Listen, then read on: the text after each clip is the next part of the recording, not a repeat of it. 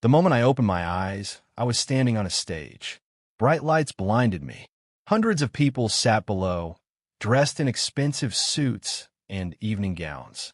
Crystal chandeliers hung from the ceiling like frozen stars. Applause echoed throughout the grand ballroom. For several seconds, I couldn't understand what was happening. My last memory was crystal clear. A truck, screeching tires, a flash of pain, then darkness. Yet somehow I was alive.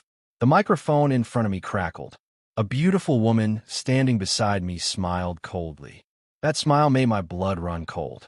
I knew her, not from real life, from a novel, an awful novel I had read 3 nights before my death.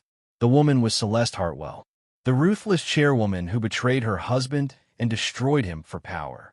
And the man she betrayed was me, or rather, the character whose body I now occupied. Adrian Vale, the most tragic supporting character in the entire novel. A genius engineer, a silent contributor, a man who sacrificed everything to build an empire for the woman he loved, only to be discarded like garbage. My heart nearly stopped. No, no, no, no. This couldn't be happening, because I remembered exactly how Adrian's story ended. Bankrupt, framed, imprisoned, dead in a hospital bed at 36. And, judging from the ballroom around me, I had reincarnated into the worst possible moment. The beginning of his downfall. The annual corporate celebration. The night of the public humiliation. Ladies and gentlemen. Celeste's voice echoed through the hall. The crowd became silent. As many of you know, Adrian and I have worked together for many years. The audience smiled. They expected some romantic speech. A celebration.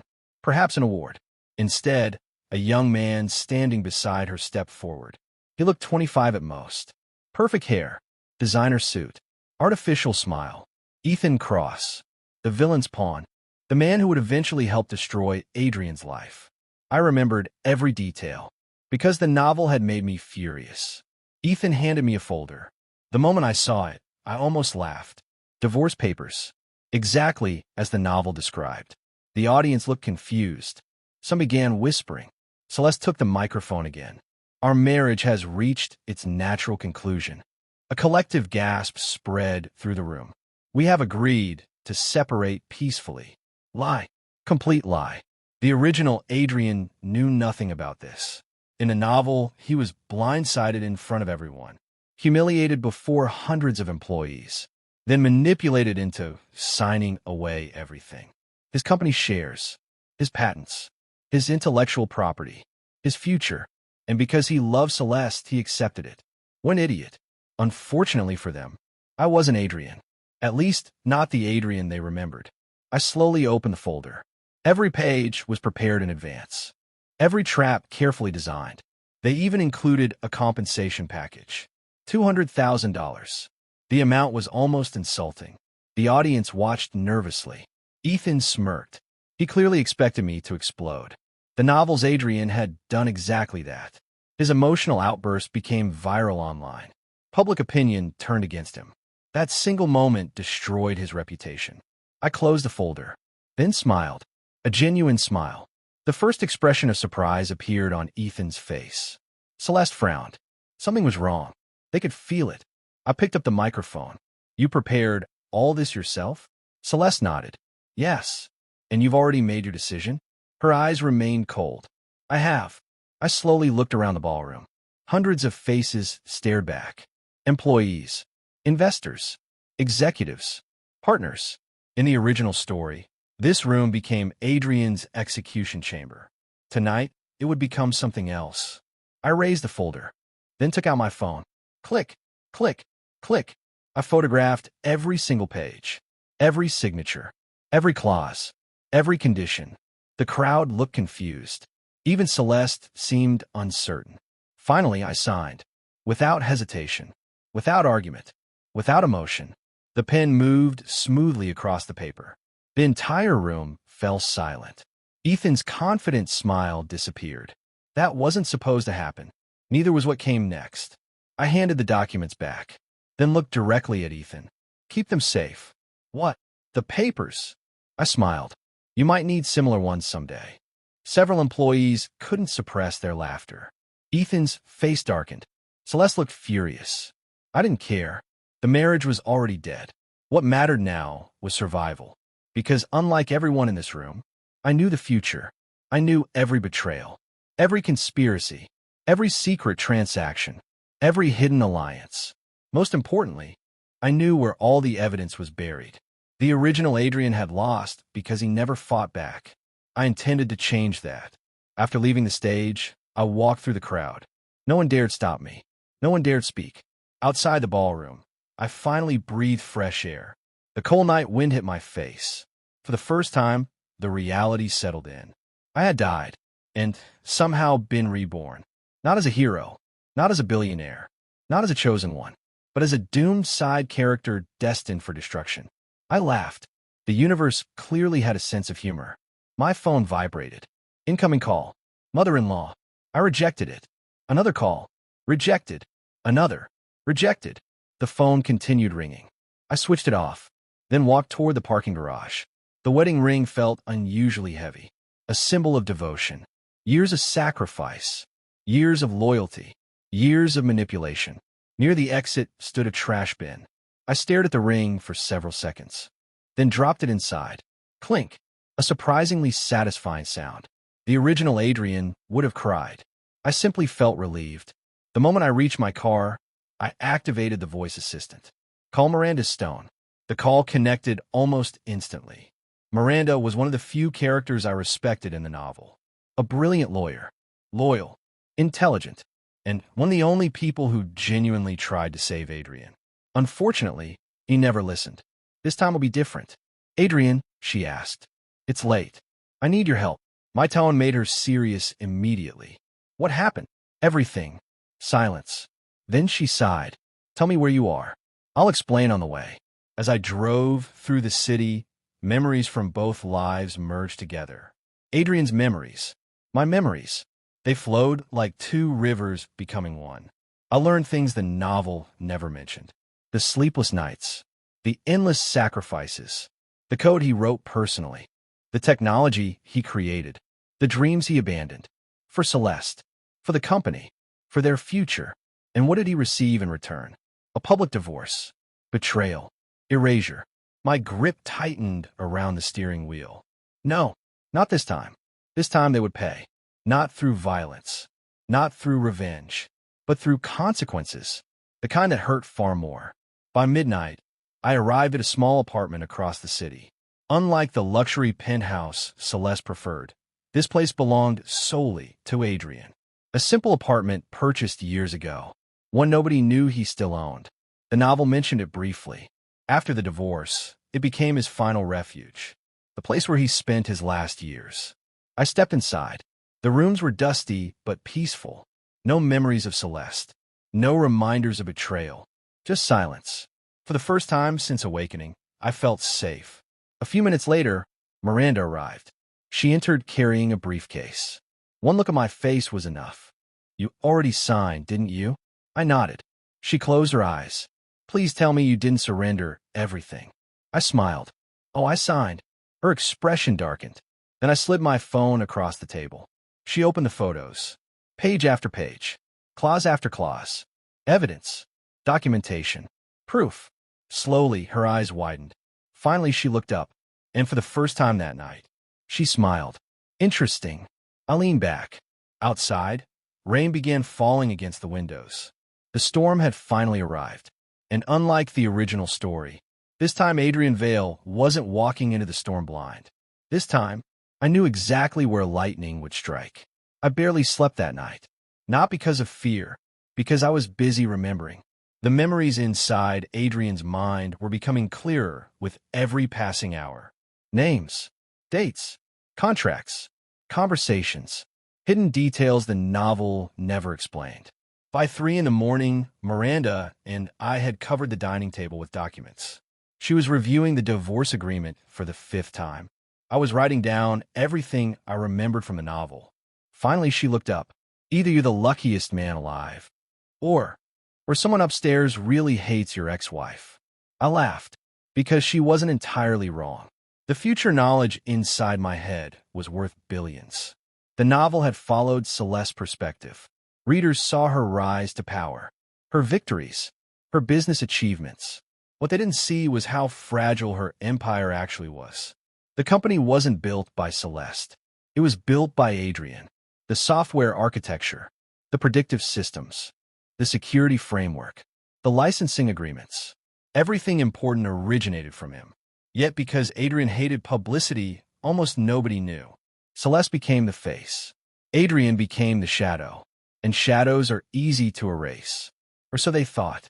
At 6 in the morning, I sent 3 emails. The first was my formal resignation. The second requested a complete record of internal authorization logs connected to the company's central platform. The third notified several investment partners that all technology licensing agreements would undergo compliance review. That single email was enough to create chaos. I knew because it happened in the novel. Only there, it happened months later. By then it was too late. This time I was moving first. Miranda read the message and smiled. You're squeezing their throat. I'm just asking questions. Questions that could cost them millions. Exactly. By 8 o'clock, my phone exploded. 32 missed calls. 27 messages. Most came from Celeste. The rest came from executives, board members, managers, people who had ignored Adrian for years. Suddenly, everyone wanted to talk. I ignored them all. Then another call appeared. This time I answered. Adrian. Celeste sounded exhausted. You need to come to headquarters. No, stop acting like a child. I almost laughed. A child? The woman had publicly divorced her husband in front of hundreds of employees. Yet somehow, I was the immature one. Interesting logic. There's a board meeting, then enjoy your meeting. She took a deep breath. The investors are asking questions. Good. Adrian. Her voice sharpened. This isn't funny. Neither was the divorce. Silence. For several seconds, neither of us spoke. Finally, she lowered her voice. What exactly are you trying to do? I stared out the apartment window. Rain covered the city. Cars moved through the morning traffic below. For the first time in years, Adrian wasn't trapped. I'm protecting myself. Then I ended the call. An hour later, I arrived at headquarters. Not because Celeste asked, because I wanted to watch the panic firsthand. The company tower stood above the city skyline, a monument to Adrian's work. Every floor contained technology he created. Every department relied on systems he designed. Yet his name appeared nowhere. That was about to change. The moment I entered the building, conversation stopped. Employees stared. Whispers spread. News traveled fast, especially corporate scandals. Some looked sympathetic. Others looked nervous. Many simply looked curious. I entered the executive conference room. The atmosphere inside felt like a funeral. Celeste sat at the head of the table. Beside her sat Ethan. The young executive looked far less confident than he had at the gala. Good. Fear suited him. Several board members nodded awkwardly as I entered. No one knew whose side to choose. That would change soon enough. Thank you for coming, Celeste said. I didn't come for you. Her jaw tightened. I sat down. Miranda placed a laptop on the table. The meeting began. One executive cleared his throat. Mr. Vale, we received your resignation. Correct. And your compliance notice. Also correct. We were hoping there may be some misunderstanding. I smiled. There isn't. The room fell silent. Then Ethan finally spoke. You're overreacting. I turned toward him. Am I? Absolutely. His confidence returned slightly. A personal disagreement shouldn't affect business operations. There was the same arrogance described in the novel. A man who believed he understood technology because he knew corporate buzzwords. I opened a file, then connected the laptop to the conference screen. Lines of data appeared. Names, dates, access records, permission logs. The room immediately became quiet. Ethan's face changed.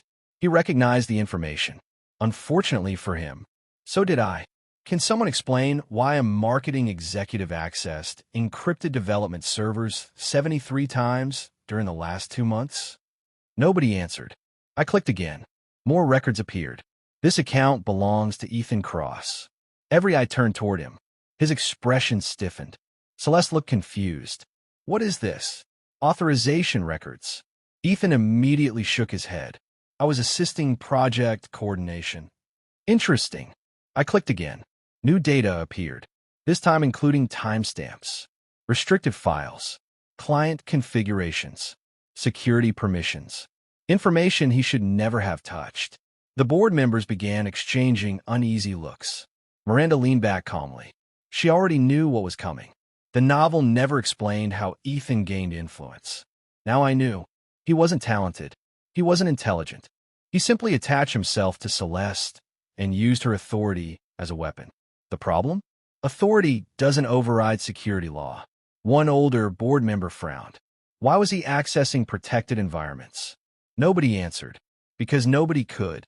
I clicked again. Another screen appeared. This time the room truly exploded. A digital document filled the projector.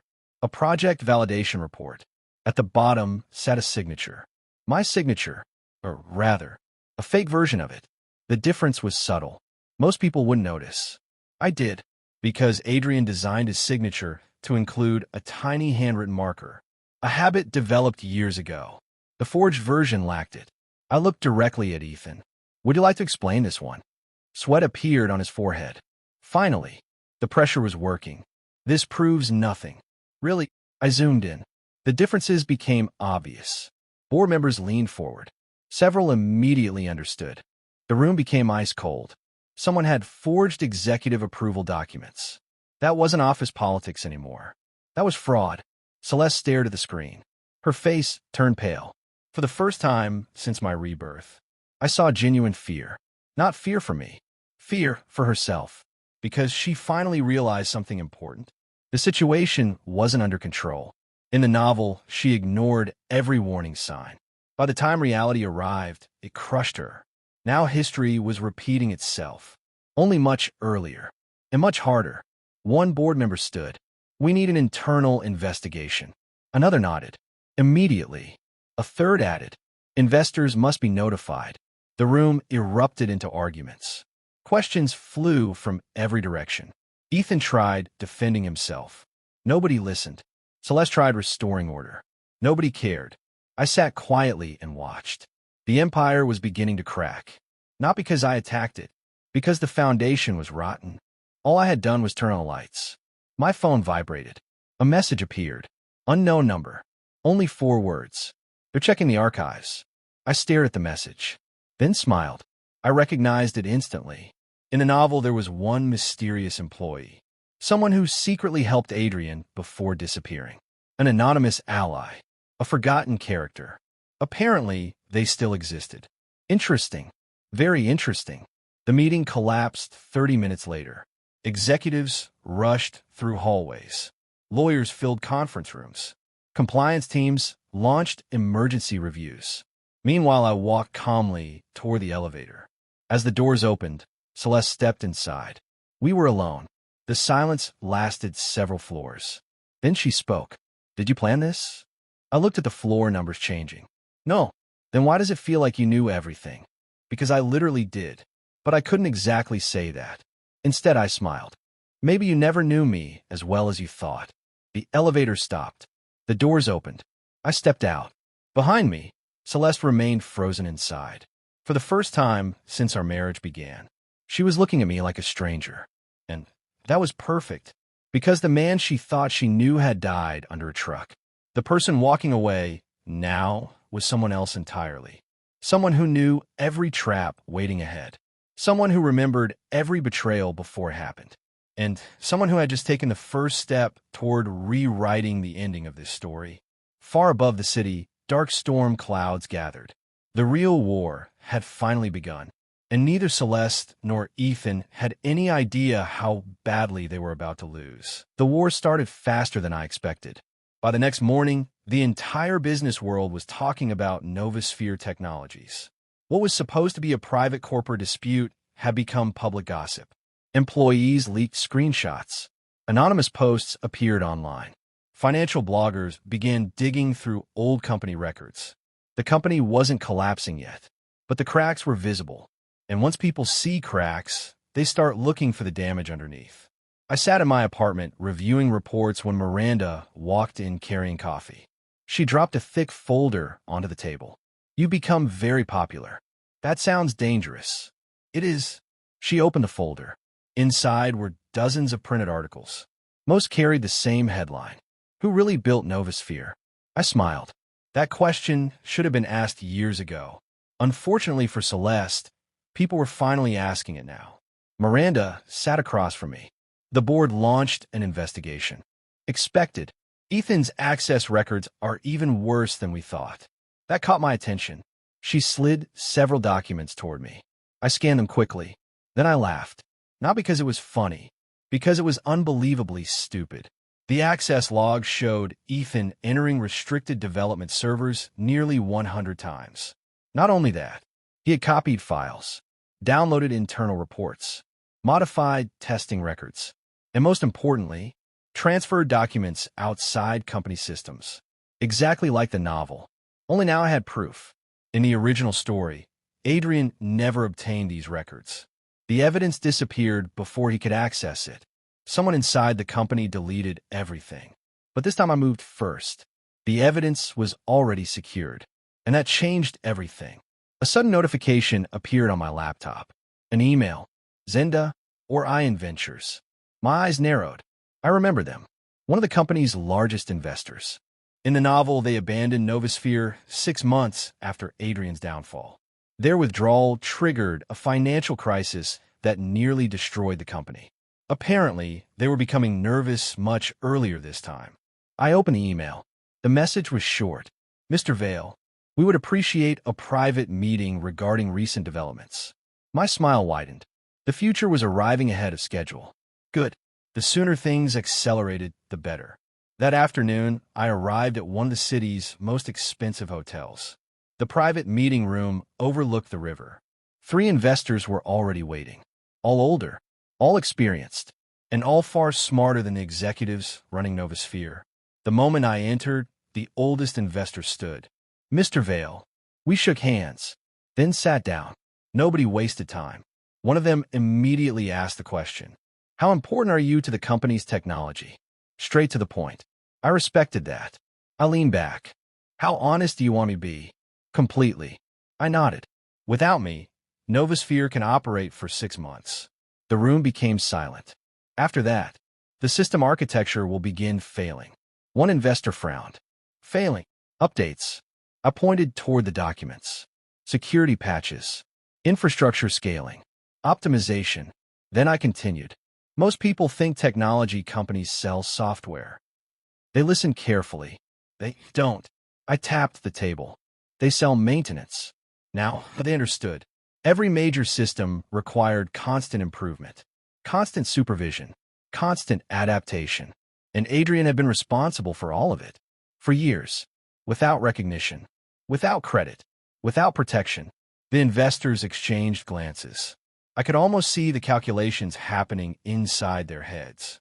Billions of dollars depended on technology they suddenly realized belonged to one man. Me. The meeting lasted 2 hours. When it ended, I knew something important. The investors no longer trusted Celeste. That alone was enough to change the future. But the biggest surprise came that evening. I returned home to find someone waiting outside my apartment building. A woman, late 20s, business attire, nervous expression. The moment she saw me, she stood. Mr. Vale. I recognized her immediately. Not from real life. From the novel. Claire Dawson, a senior systems analyst. One of the few employees who remained loyal to Adrian until the very end. Back then, she had tried warning him repeatedly. He never listened. This time I would. You wanted to see me? She nodded, then handed me a flash drive. I think you should look at this. I raised an eyebrow. What's on it? Her expression darkened. Things someone doesn't want you to find. Interesting. Very interesting. An hour later, Miranda and I were sitting in front of a computer. The flash drive contained thousands of files. Emails, internal messages, meeting notes, financial reports. The deeper we dug, the uglier things became. Then we found it. The first real bomb. A private communication chain between Celeste, Ethan, and Celeste's mother, Victoria Hartwell. My jaw tightened as I read. The messages are stretched back nearly 3 years. 3 years. Far longer than I expected. The conversations discussed everything. Control, ownership, public image, investor relations. But one message stood out. It was sent by Victoria. Keep Adrian away from public filings. Investors trust founders too much. The company must remain identified with Celeste alone. I read it twice, then 3 times. Miranda slowly leaned back. Wow, that single message explained everything.